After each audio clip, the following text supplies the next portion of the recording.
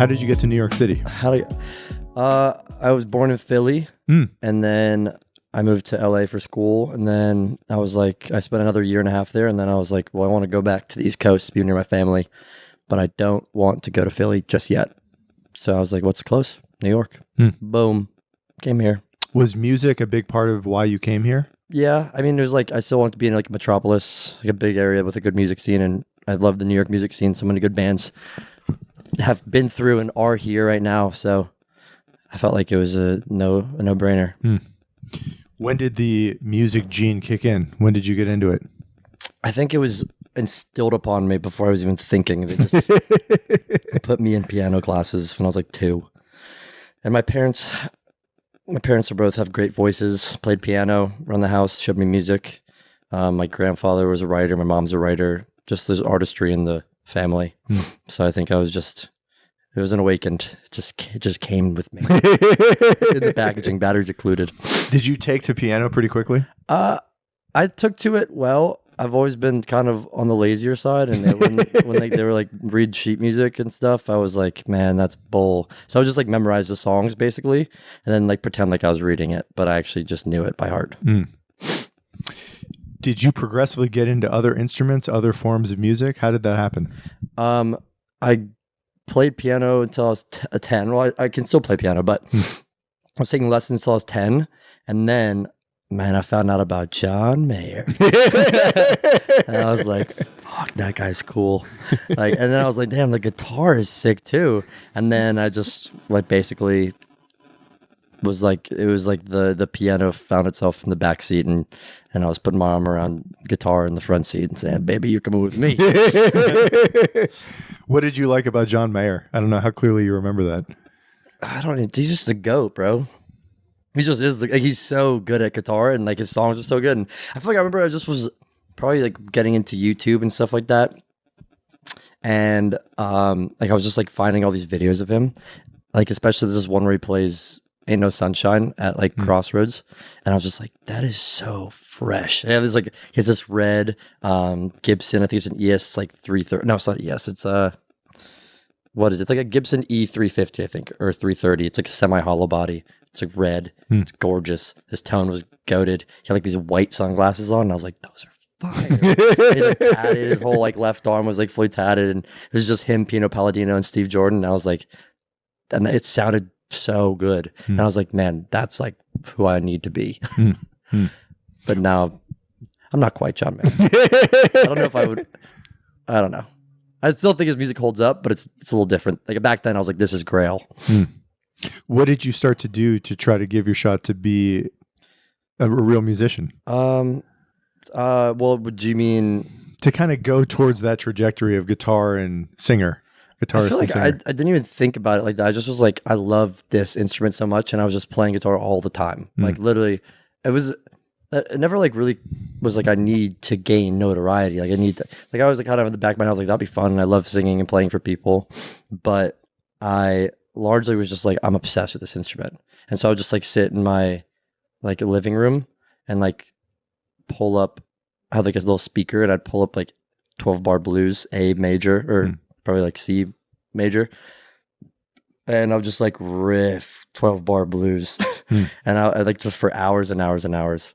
And that was really what it was. It was more so about like an obsession with, especially I was really into the blues, which is funny. I don't think blues is really that prevalent in my life right now. But yeah, that's where I was. Did anything from the piano experience translate over to guitar? No. If anything, it's been like a large detractor, because learning on piano is very linear. Like you have the same 12 notes over and over and over again the whole way up. So it's like the C is going to be before the C, before the C, before the C, before the C. Like you're like, if like, oh, where's every C in every octave? It's like, you know exactly where it is. It looks the same. On a guitar, you have 6 different strings with 6 different notes. So each C note, for instance, is in a different place on each string. So I didn't really, I kind of relied on having that knowledge of piano to be able to do like stuff like when I was in music theory and stuff in school. And I never really thought about things in terms of guitar until about like 3 years ago. So I think it was in some capacity a detractor to learn about theory through a piano. it didn't make it so that I knew what the fretboard was. Do you feel like you had more? It was clear you had more talent for guitar right away, or just more passion for it? Or I maybe just had both? more passion for it. I think I was shit at guitar at first. No one's good at guitar at first.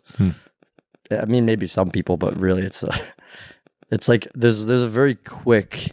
I feel like guitar is probably one of the most started and stopped instruments. Yeah.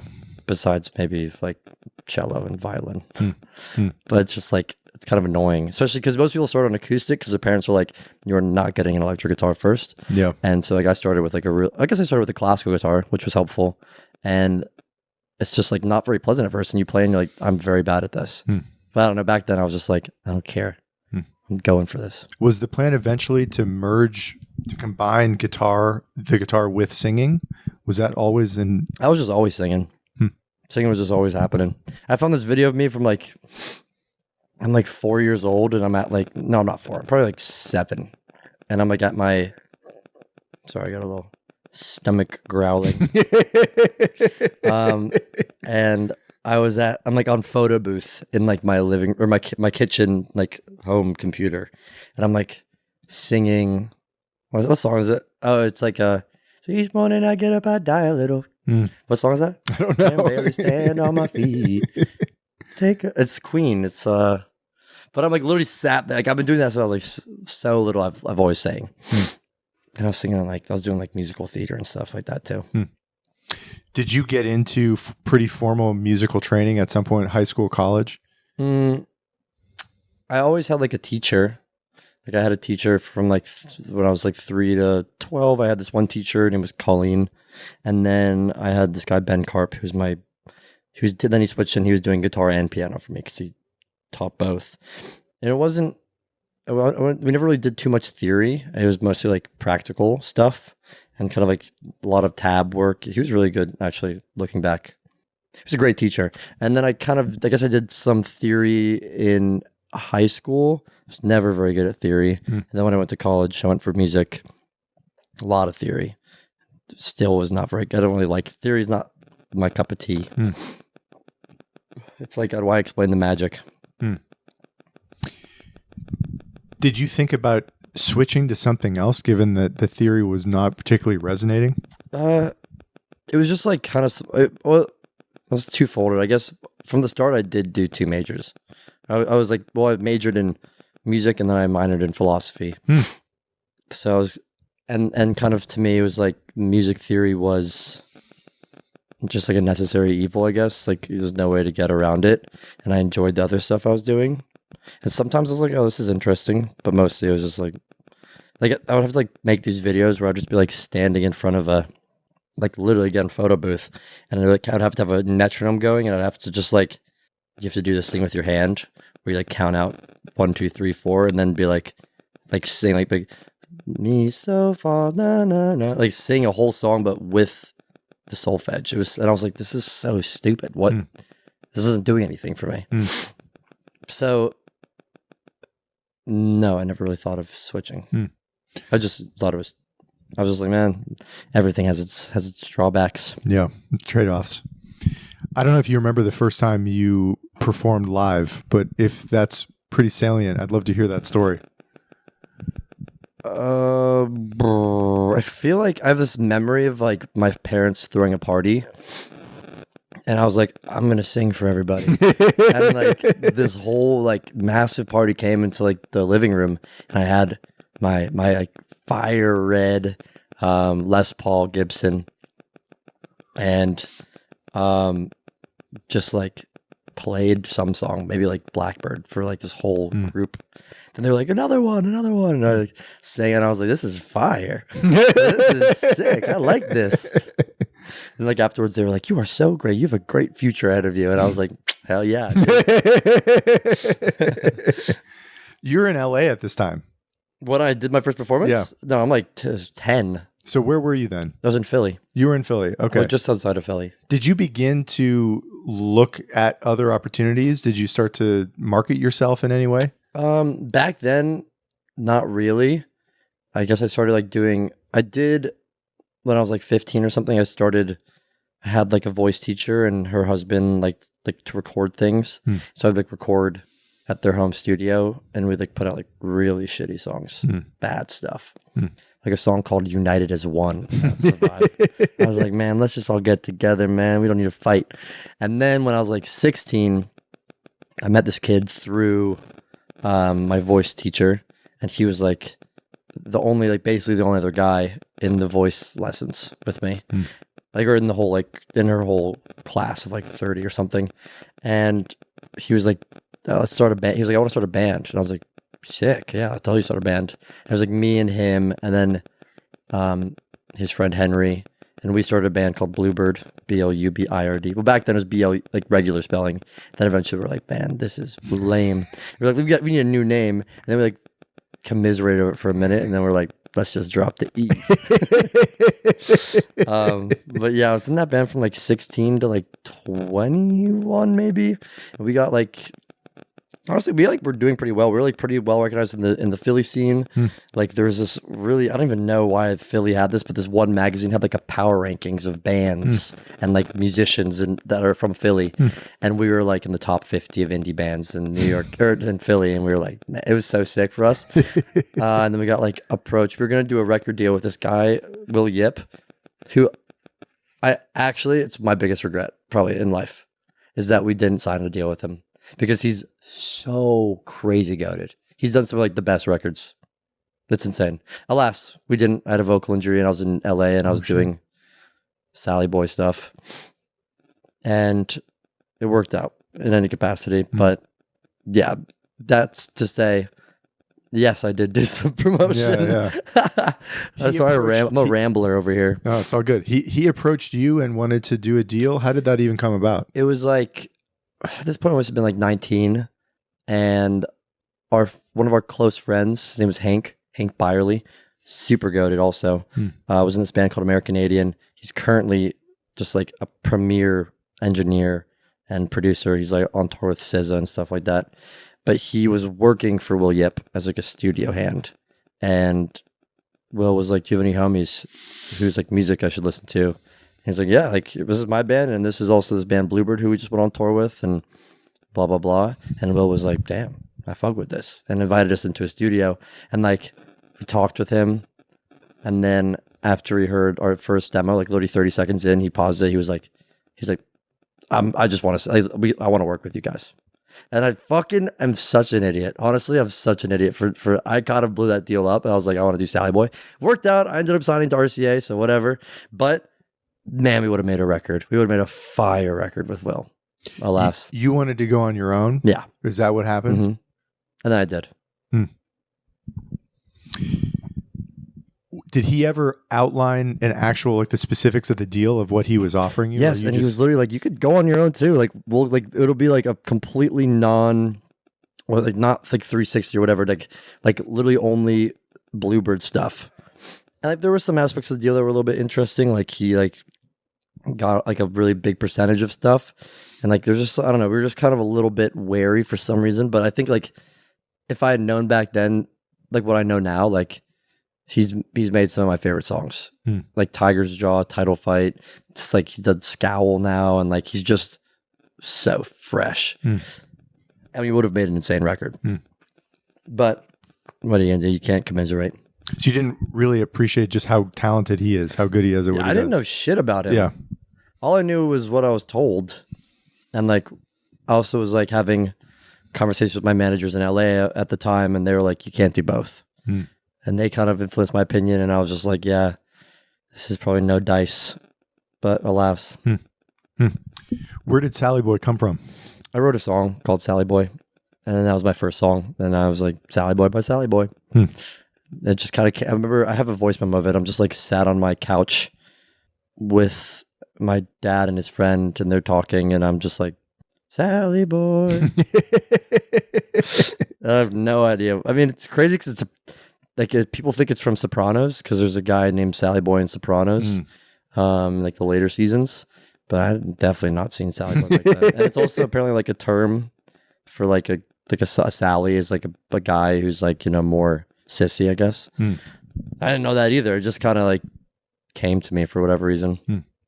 And you also were signed. It sounds like shortly thereafter you already were. It was at that point.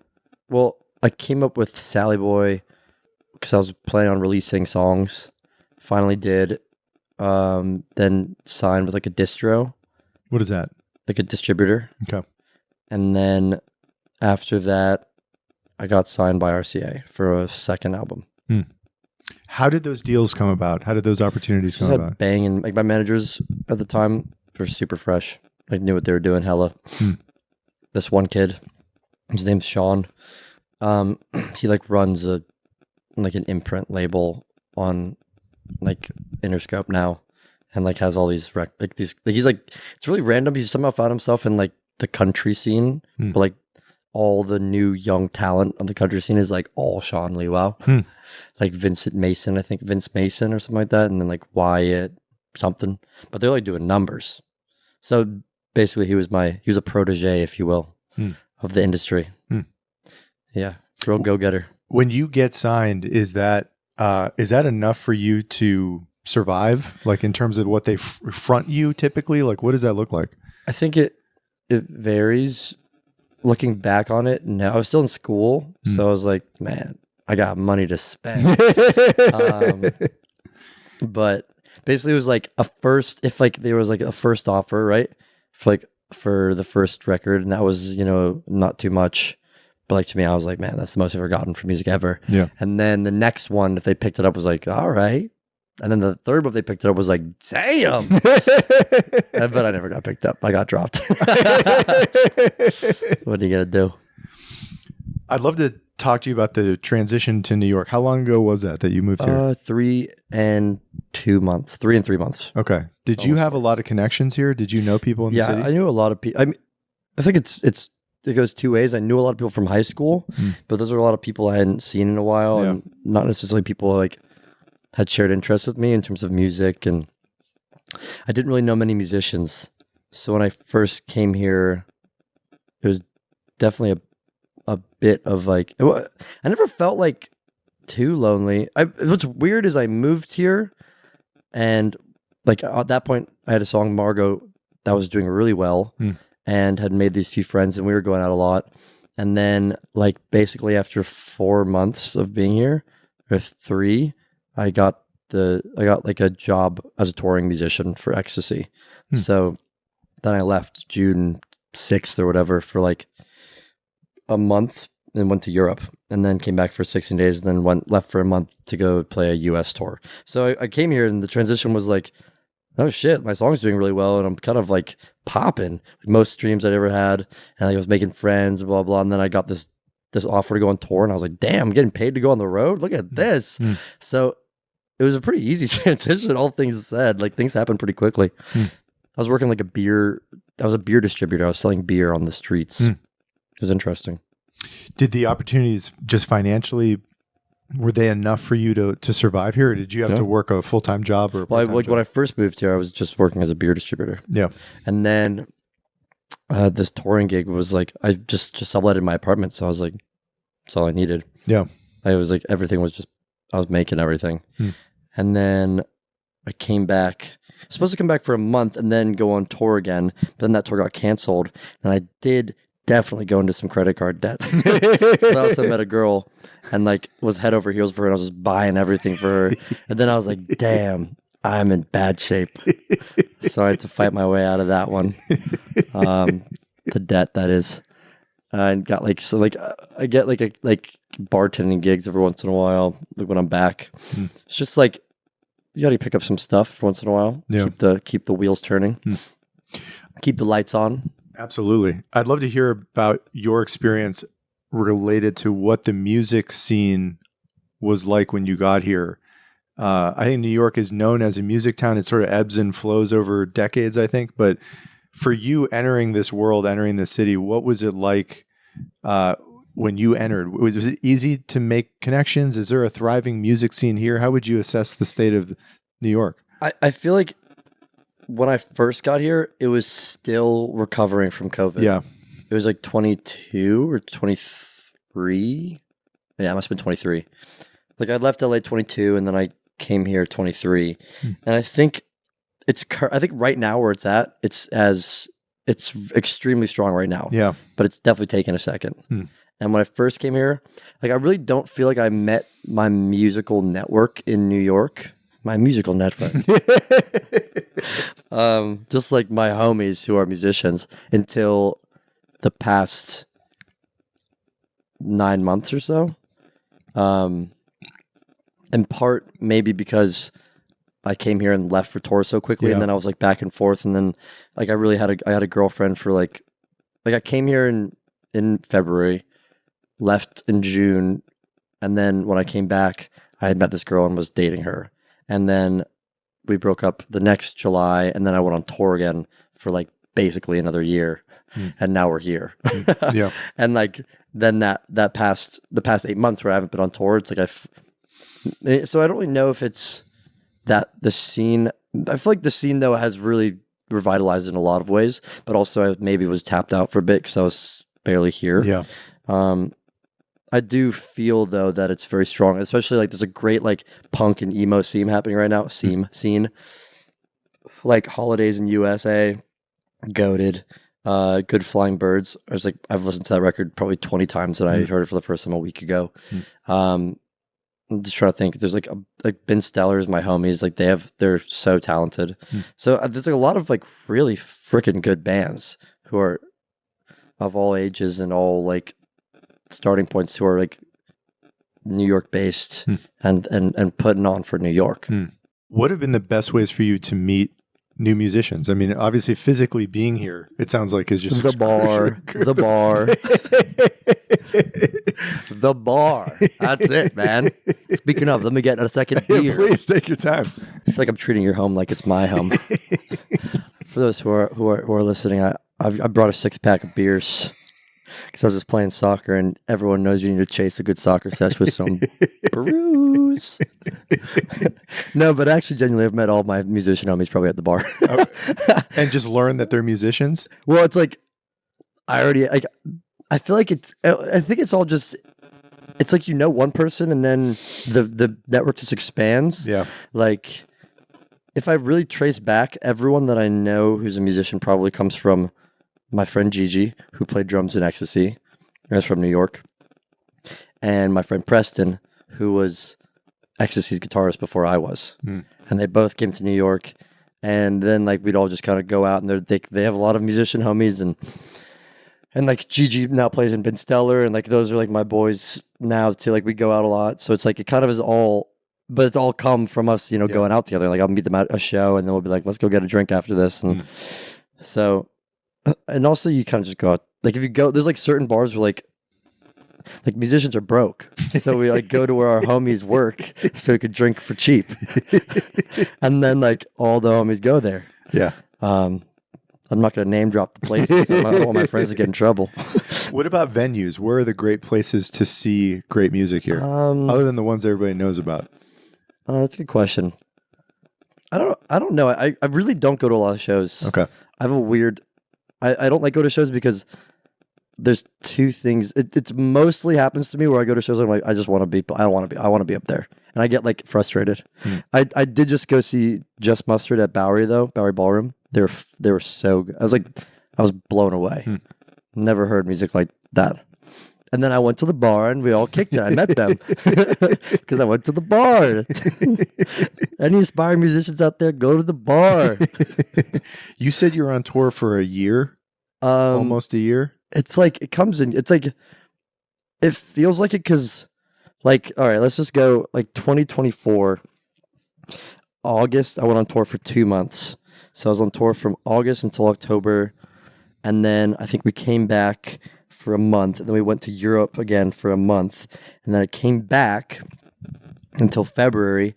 Then I think he had a release show, so I went out to LA for like a week. In February, came back. April, we had a full run for like a month and a half. Then I came back for a month and a half, and then we were gone I think it was all of July and August, and I didn't get back here until September. Then I was here September and October, and then in November, December, we went to Europe again. So it's like, yeah, I'm back, but like it's really hard. You come back from tour and you're just exhausted. Yeah. And then when you finally like feel like yourself again, you're like, shit, I probably need to get a job. I'm going to be broke. And then you're like, oh shit, I'm on the road again. So it's like you don't really get like a peace.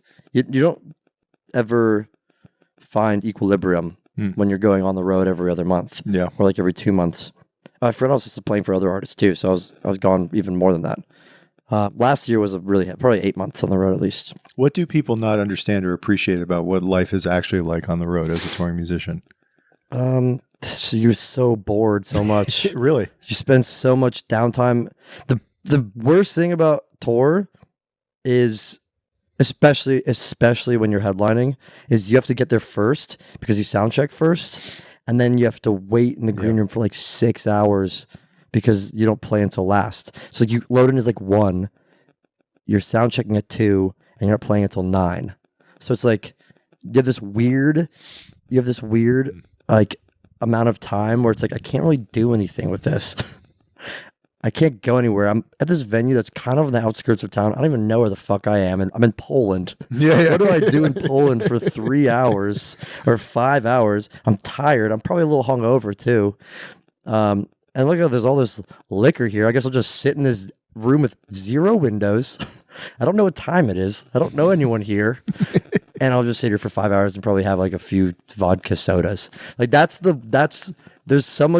this weird, there's this period of time that doesn't exist anywhere else in my life or in life in general. Like it's such a random, and you're also kind of like slightly anxious because you're like, I gotta play tonight. Like what the hell? Yeah. So there's just kind of this weird, I don't know, it's almost like a liminal space. It's a liminal time that you have. And that's what I don't think people know that. Like now, also part of why I don't go to shows that much is the magic's almost ruined for me because I'm like, oh, here they come, and they were just probably in the green room for the past 3 hours, and probably being like, oh, what are we gonna do tonight? Which set should we play tonight? And I'm a little bit tired tonight. And how was last night? And blah blah blah. So sometimes the magic's ruined, but yeah. Anyway, but I feel like I could say I like Nightclub 101. It's a good spot. Does the boredom and the probably monotony to some degree of that lifestyle, did it ever make you want to stop? Yeah, I probably wanted to stop like 2 or 3 times, like touring. Mostly they're like as touring for somebody else. But what's fucked is like I'm like I want to stop this. I can't wait to be home, and then you get home and you're like I fucking miss it so much. It's like war. It's like Vietnam. It's like you don't understand what the bush was like. Never take me back, but goddamn it, was it exhilarating. Is there a lesson there? I mean, as you grow your career, are you hoping to not need to do that quite so much? Tour? Yeah, or is it just it's baked into what you do? There's no way to really escape that. I feel like, well, I think there's like there's 2 sides to it. One is like this desire to just be more appreciative of everything, and I think it's really easy to let the demons in on tour, especially because you just think you're like sat so much and you're like, what am I doing with my time? And I'm out here and like this sometimes like, no, I'm not gonna get into that, but like just being more appreciative of what I have and when I'm there and a lot of just mindfulness and shit like that. That's one thing I love to do on tour. Another thing is I also forgot the driving. Like you're not only like sat in the green room for 6 hours, you're also driving in a car for 6 hours to get there. Yeah. So it's like almost 10 hours a day you're spending in monotony. And I think that I feed the monotony by just doing nothing, like being on my phone or something like that. When I could, that's what I'm trying to figure out other like projects or ways to use my time on tour. I think there's a bug in me that wants to go on tour. When I'm back home, I'm like, I miss this. And I'm playing at a show in like a week with Stacy. I'm super stoked for it. It's going to be awesome. So it's always going to be there. I just need to find ways. It's what's the word? It's like a perfect storm for mental illness. Yeah. and addiction probably. Yeah. The drinking is too much. Don't worry about this beers. These are casual beers. Addictions of all kinds. I mean, in that kind of void, I can see how that would creep in and be very. I mean, I guess that's why people do that. Yeah, I'm personally not. I'm too afraid of dying to do all that. Does it pay well enough? Obviously, like I'm sure it's different for every band, but like, is going on tour financially worth it for you? Is it very lucrative? I mean, I get paid. I make good money on tour, and I enjoy it. Yeah. I mean, it's literally also I don't pay rent, so it's like it's a no-brainer for me. Yeah. Yeah, and it's like I haven't toured with Sally Boy because it would be too expensive. I could probably find a way around it. I'm just way too lazy. And eventually, I would love to this year, maybe this summer, do like a little 3-show run of like Boston, New York, Philly at least, and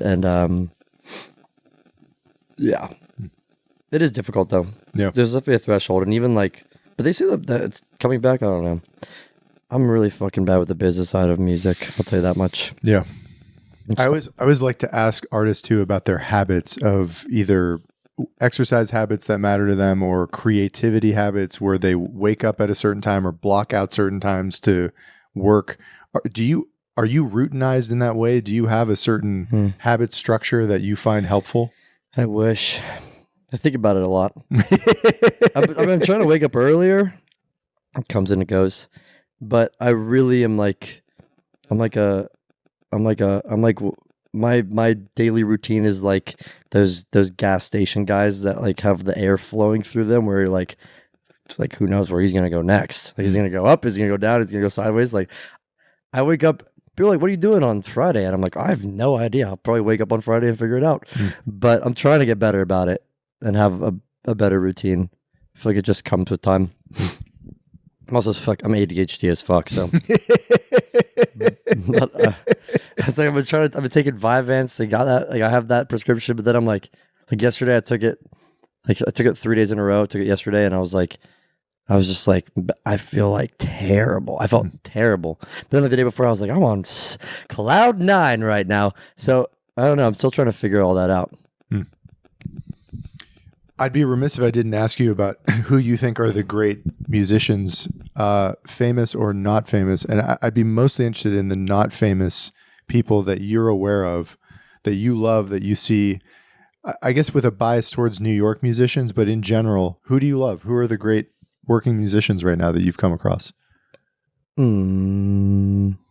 feel like off the top of my head, the first thing I thought of was ML Butch. Love her. Do you know her? I don't think so. Super sick. I think she's Australian or something. Okay. But like, it makes sounds the guitar you never thought could make. I mentioned Good Flying Birds already. Those guys are currently my number ones. New York band. My favorite guitarist of all time is Luis Bonfa. He's a Brazilian samba guitarist. He definitely has some accolades. Other New York bands. Just the homies. The Heaven. Ben Stellar, Sally Boy, Kyle Lux. I don't know. It's a good question. I feel like whenever people ask me this question, I always have to look at my artists, like what I'm listening to recently. But really, it's just Good Flying Birds. Those guys, that record is so good. I can't stop listening to it. Okay. It's called Tallulah's Tape. Living in New York, has that been helpful for you to grow, to meet new musicians? Absolutely. Yeah. What's been important about living here?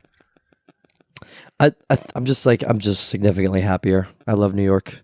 Like, I love the get up and go of New York. Everyone's always down to do something, especially in summer. It's like if I wanted to play soccer like 3 on a Friday in LA, I would have to, like, my homie would have to, or me would have to get in a car and drive 30 minutes to like hang out with each other.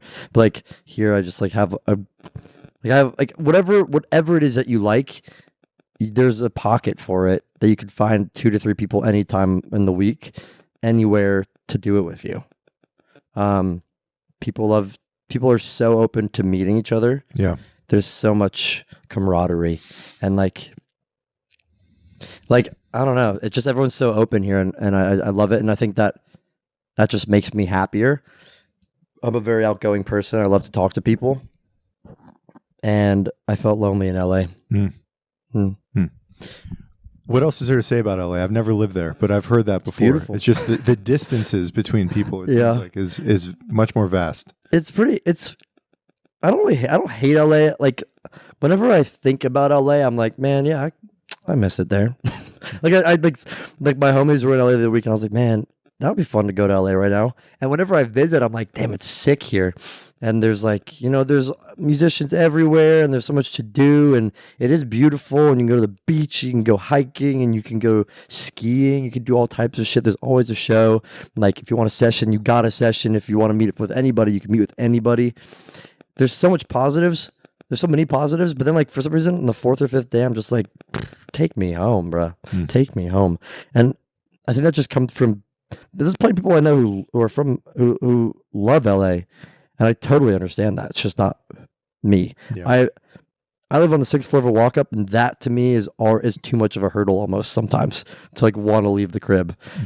Because I'm like, damn, I got to walk back. Like if I want to go out for get a cup of coffee, I'm like, I got to walk down all those flights and then walk back up all these flights. Are you kidding me? Like me living in LA, like I said this like 3 times already, I'm lazy. Yeah.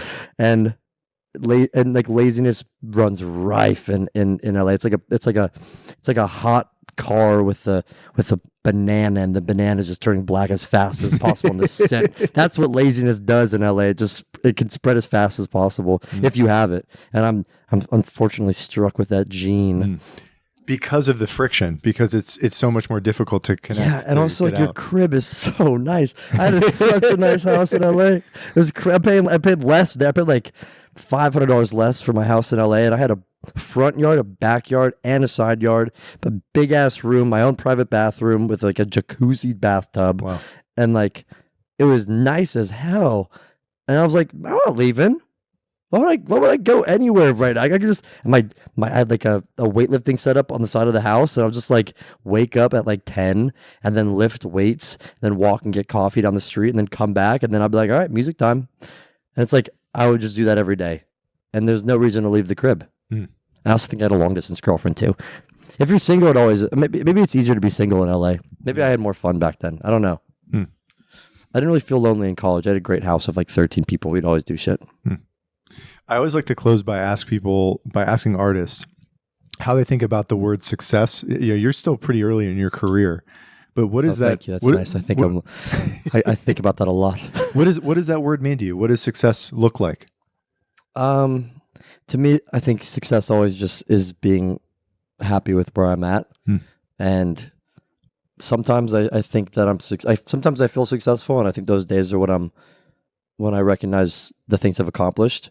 And I think success really maybe is just being kind to yourself. And I think that in my mind, it's like I need to achieve certain things to be able to be kind to myself and be like, you did that, but I've done a lot already.